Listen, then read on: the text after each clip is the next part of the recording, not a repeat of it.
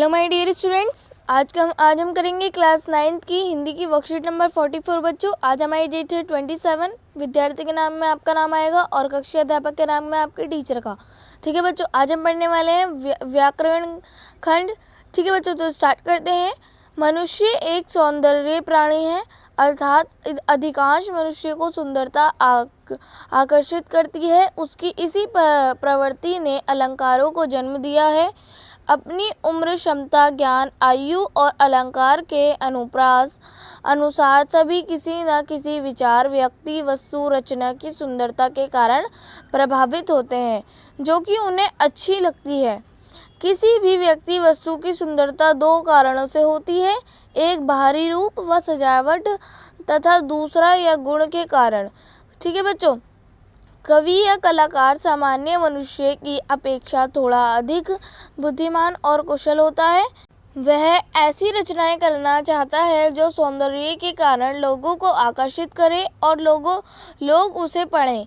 किसी भी रचना को सुंदर बनाने और सजावट करने का तरीका या साधन ही वास्तव में अलंकार कहलाता है। बच्चों, अलम मतलब क्या होता है? शोभा प्लस कार करने वाला, तो ये अलंकार शब्द बना है। ठीक है बच्चों, अलंकार का अर्थ ही है आभूषण, गहना या जेवर।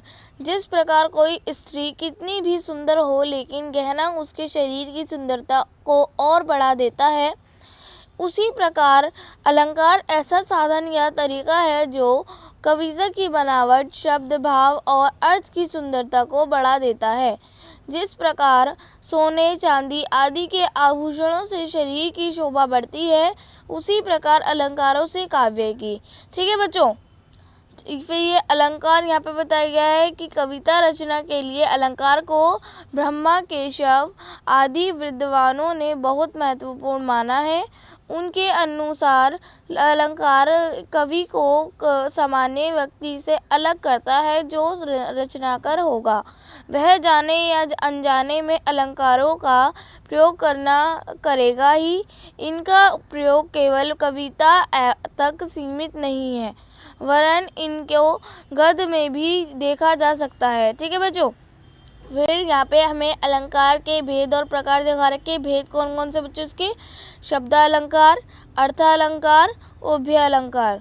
ठीक है बच्चों, इसमें शब्दों के कारण कोई चमत्कार, सौंदर्य उत्पन्न होता है। यह दो शब्द मिलकर बना है, शब्द प्लस अलंकार। इसमें कविता की सुंदरता शब्द पर आधारित होती है, अर्थात शब्द के बदल देने पर अलंकार, सौंदर्य, चमत्कार नष्ट हो जाता है। जैसे किसी व्यक्ति पंक्ति में पानी शब्दित है तो उसके स्थान पर जल रख देने पर यदि सौंदर्य नष्ट हो जाए तो यह शब्द अलंकार की पहचान है। शब्द के दो रूप हैं, ध्वनि जो सुनाई पड़ता है और अर्थ जो समझ में आता है। ठीक है बच्चों, ध्वनि के आधार पर शब्दालंकार बनता है। इस शब्दालंकार में वर्ण या शब्दों की चलयात्मकता या संगीतात्मकता होती है, अर्थ का चमत्कार नहीं। ठीक है बच्चों, शब्द का आधार है वर्ण, शब्द और वाक्य होते हैं। ठीक है बच्चों, अब यहाँ देख लीजिए, यहाँ पे हमें शब्दालंकार के बच्चों प्रमुख भेद दे रखे हैं। यहाँ पे पहला अनुप्रास, दूसरा यमक, तीसरा श्लेष अलंकार। ठीक है बच्चों, अनुप्रास पढ़ लेते हैं पहले। अनुप्रास शब्द अनु तथा प्रास शब्दों के योग से बना है। अनु का अर्थ है बाद में तथा प्रास का अर्थ है निकट रखना, अर्थात किसी वर्ण को बार बार एक के बाद एक रखना। जहाँ स्वर की समानता के बिना भी वर्णों की बार बार आवर्ती दोहराव होती है, वहाँ अनुप्रास अलंकार होता है। इसमें एक ही वर्ण का बार बार प्रयोग किया जाता है, जैसे मुदित महीपति मंदिर आए, सेवक सजीव समुद्र बुलाए। ठीक है बच्चों, इसमें माँ की बार बार आवर्ती है, तो ये हो गया हमारा अनुप्रास अलंकार। ठीक है बच्चों, यहाँ पहले पद में माँ वर्ण की आवर्ती और दूसरे में सा वर्ण की आवर्ती हुई है। इस आवर्ती से संगीतमयता आ गई है, इसलिए यहाँ अनुप्रास अलंकार है। ठीक है बच्चों, अब हम पढ़ेंगे यमक अलंकार। जब किसी काव्य पंक्ति में एक ही शब्द का दो बार प्रयोग हो किंतु उनके अर्थ अलग अलग हो वहाँ यमक अलंकार होता है। जैसे कनक कनकते सौगुनी, माँ दक्ता अधिकाय, वा खाए बोराए नर, व पाए बोराए। यहाँ कनक शब्द का दो बार प्रयोग हुआ है, जिसमें एक कनक का अर्थ है धुतरा और दूसरे का स्वर्ण है बच्चों। ठीक है, अब हमें यहाँ पे दे रखा है बच्चों श्लेष अलंकार। ये क्या है? ये है हमारा श्लेष अलंकार का अर्थ होता है मिला हुआ, चिपका हुआ, जहाँ काव्य में से एक ऐसे शब्द का प्रयोग हो जिसका विभिन्न प्रसंग के अनुसार एक से अधिक अर्थ निकलता हो, उसे श्लेष अलंकार कहते हैं।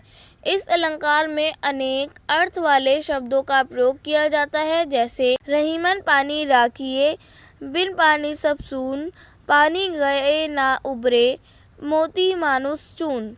यहाँ बच्चों पानी अनेकार्थक शब्द है। इसके 3 अर्थ होते हैं, क्रांति, सम्मान और जल, जिसका प्रयोग मोती की चमक, व्यक्ति के सम्मान और आटे के पानी के लिए हुआ है।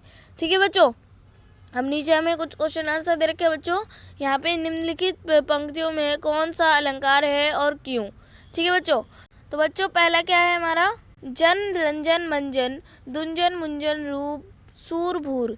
तो इसका आंसर लिखेंगे आप बच्चों। इस पंक्ति में अनुप्रास अलंकार है क्योंकि इस पंक्ति में ना वर्ण की आवृत्ति बार बार हुई है।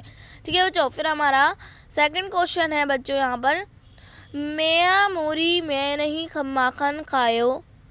ठीक है बच्चों, इसमें इस पंक्ति में भी अनुप्रास अलंकार है क्योंकि इस पंक्ति में भी माँ की वर्ण की आवृत्ति बार बार हुई है। ठीक है बच्चों, फिर है हमारा थर्ड क्वेश्चन है बच्चों हमारा, काली घटा का घमंड घटा। इसमें बच्चों आप इसका आंसर लिख सकते हैं। इसमें यमक अलंकार है क्योंकि जब पंक्ति में एक ही शब्द 2 या 2 से अधिक बार आए और उसका अर्थ भिन्न हो, वहाँ यमक अलंकार होता है। यहाँ घटा शब्द 2 बार आया है। पहली घटा का अर्थ है बादल, दूसरे घटा का अर्थ है बच्चों कम। ठीक है बच्चों, फिर है हमारा फोर्थ दे रखा है, 3 बेर खाती थी वह 3 बेर खाती है। तो इसका लिखेंगे आप, इन पंक्ति में भी यमक अलंकार है।